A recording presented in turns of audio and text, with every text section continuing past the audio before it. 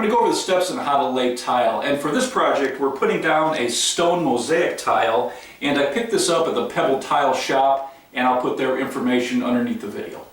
So you want to measure your length and width, and that's going to tell you how many square feet so you can order your tile. And then the first thing, once you get your tile, we're going to remove the toilet and the baseboard, and I'll put a link on the steps to remove the toilet. So once you remove your toilet, what you want to do is take a wet hand towel, an old rag, and you want to get it wet and force it into the main drain so that you don't get sewer gas up into the house. For this project, we're removing ceramic tile on a wood floor. So what I want to do is I want to flex a few of these tiles before I get under them and scrape them. So you can either use a sledgehammer and break one out, or a hammer and a cold chisel and get into the grout lines. Once you get your first tile up, then you're able to get underneath the other ones and pull them up. So make sure you're always wearing safety goggles when you do this. Once you break away a section, it's pretty easy just to use a pull and pry bar. You can get underneath the tile and pull it away. So we'll remove all this and then we'll clean up the flooring.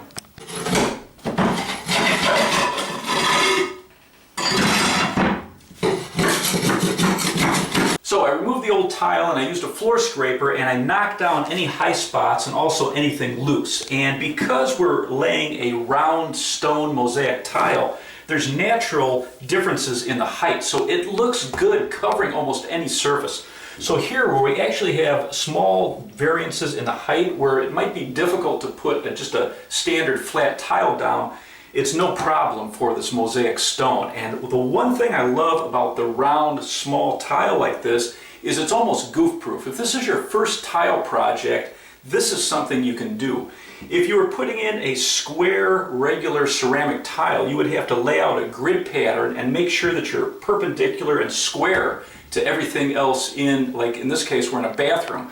But with this, no matter how I lay this, because all the little mosaic pieces are round, it's pretty much goof proof.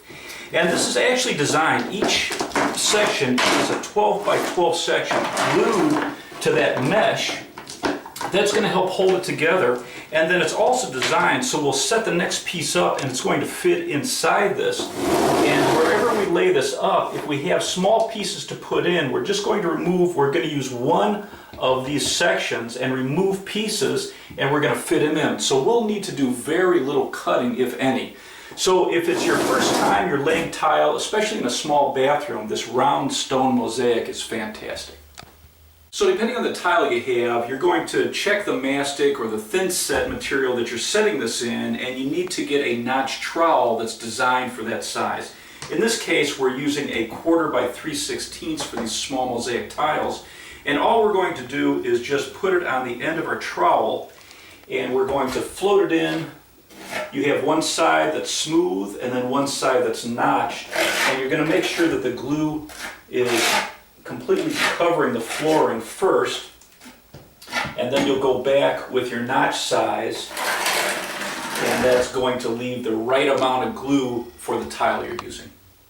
Once you lay your tile into the mastic, now you can either push down firmly on top of them to lock them in place, or you can use a rubber mallet and just gently work them over. What's nice about this type is you have that mesh. The mesh is glued to the individual stone, and then it all ties together. So it's a really nice design, and we're just going to work our way through, and then once this cures, we'll let this set for about 24 hours. We'll come back, and all these small spaces, we'll start piecing in small stone into that. The tip when you're working with mosaic tile like this, once you set your first one, it's easy to put the next section into the mastic just by laying it on the tile and then just slowly pulling it off until it drops down where you want it. And that way it's real easy to lay. And now we're just going to slowly work this all the way through. Now that the full sheets of tile are put in place, we're going to cut all the small sections. And so again, with this stone mosaic tile, it's very easy to cut. So rather than having to use a tile cutter or anything, in this little area here, you can see how nice this lines up. I'm just going to flip it upside down and get a feel for how long I want it. And all I have to do is pull this up. I know I want it to be about this long, and I'm just going to cut away the backing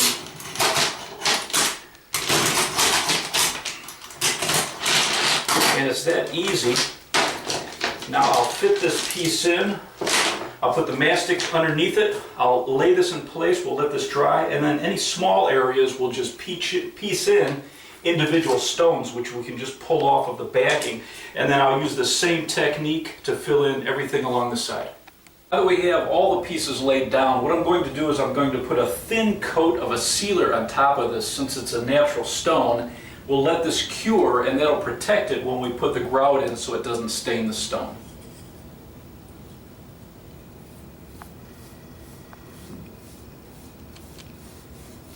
Now we're going to start to put down the grout on the tiles, and I put masking tape all the way around the outside so it's going to be an easy cleanup. And I'm just taking a barely damp sponge and I'm just going to wipe the tops of the stone just because we want it to not stick easily. And now we're going to work in a 2 foot by 2 foot area, and we're just going to use a float, and I also picked up a margin float, so this will be easy to use underneath the cabinets. So we just take a little bit of grout, and here I'm using sanded grout because we have fairly wide openings.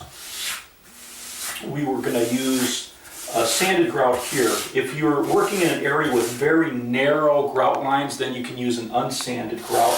But you're just going to put your grout down, and then using your float at a 45-degree angle, we're going to pull off all the excess. And now I'm going to work in a 2 foot by 2 foot area. And before this dries, what you want to do is come back with your sponge and just start to remove the grout from on top of the stone. And we're just going to pass this back and forth. And then we're going to work in 2 foot sections, not allowing that to dry, and we'll continue through the whole floor. So before I get farther than I can reach, what I want to do is really wipe off the top of all the stone. So I'm going to wring out all the water out of a sponge, and then I'm just going to go back over the top of this until the tops of the stone are clean, and this is a perfect time to shake the grout too. And so I'll finish this so everything looks clean on top, and then I'll move to the next section. Then we're going to wait about 4 hours, and then we'll come over the top and buff off that film that builds up on the top. Once you finish grouting, I would let this cure for 48 hours and then go over it and seal it. And the stone mosaic tile just makes it an easy project. You don't have all the cutting and measuring like standard tile.